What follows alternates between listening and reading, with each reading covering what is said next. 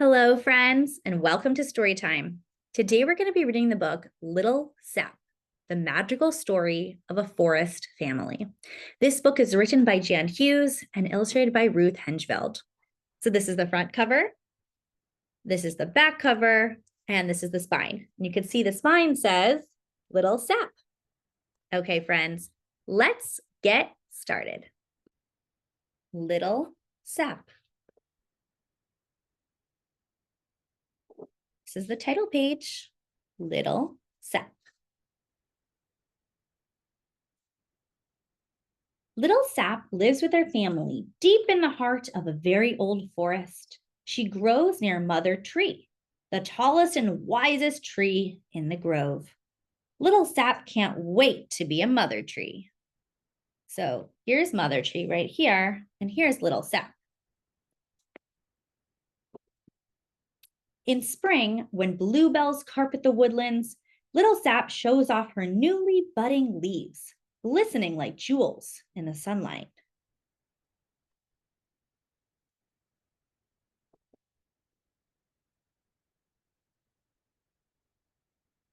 In summer, the tall trees around her fill the sky with green. Little Sap reaches as high as she can, but she is still swallowed up by the shade. Will she ever reach the light? So here's her right here. But look how tall the other trees are. Wow, they're super tall.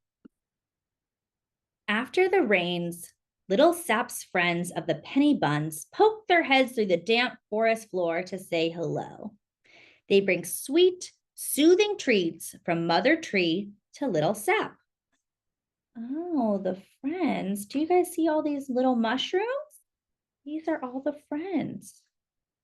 And they're bringing lots of sweet treats to here, to Little Sap. Little Sap wants to touch the sky.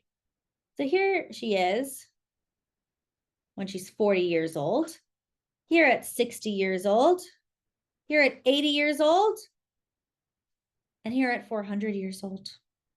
But tree time is very, very slow.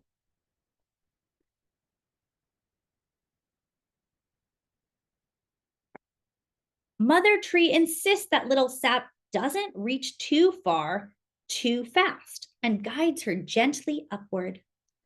Grow slow, little one. Take your time. Stand up straight. Turn this way. You'll get there one day. The slower you grow, the stronger you'll be.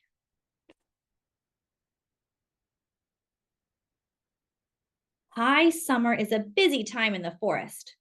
Birds make their way to their favorite branches. Squirrels run up and down and all around. Insects chirp in a rousing chorus. And pesky bugs come to feast on the trees. Wow, what do you see? Is that a rabbit over here? Are these some beetles and some ants? Do you see any bumblebees? Maybe an owl over here? When Little Sap feels the bugs munching on her beautiful leaves, Mother Tree warns the family and sends a fragrant cloud to scare off the pests.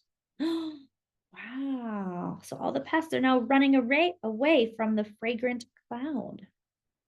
That's so interesting. What do you see here? I see a deer. In fall, the forest quiets down and becomes cloaked in amber. The trees shed their leaves and store food and water, preparing for a long winter's slumber. Little Sap clings to her leaves as long as she can, gobbling up a bit more sunlight before the season ends. Here's Little Sap right here, trying to hold on to her leaves.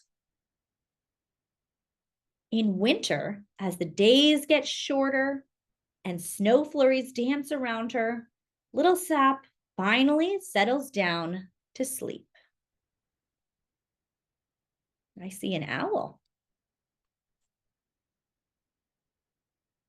Every spring, Little Sap gets closer to the light, one day taking her place in the sun-filled canopy. Oh my goodness, do you see her? She's all grown up now. A mother tree with a little sap of her own. Wow, look, you could see the old tree behind her. I think it has now, we can't see it anymore, but it might be really tall or it might have fallen down to make space for new trees to grow. What do you see over here? Is that a deer?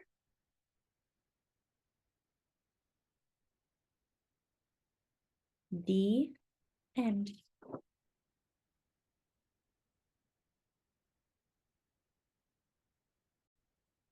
So this book was called Little Sap, The Magical Story of a Forest Family. Thank you for coming to Storytime, friends, and I'll see you next time.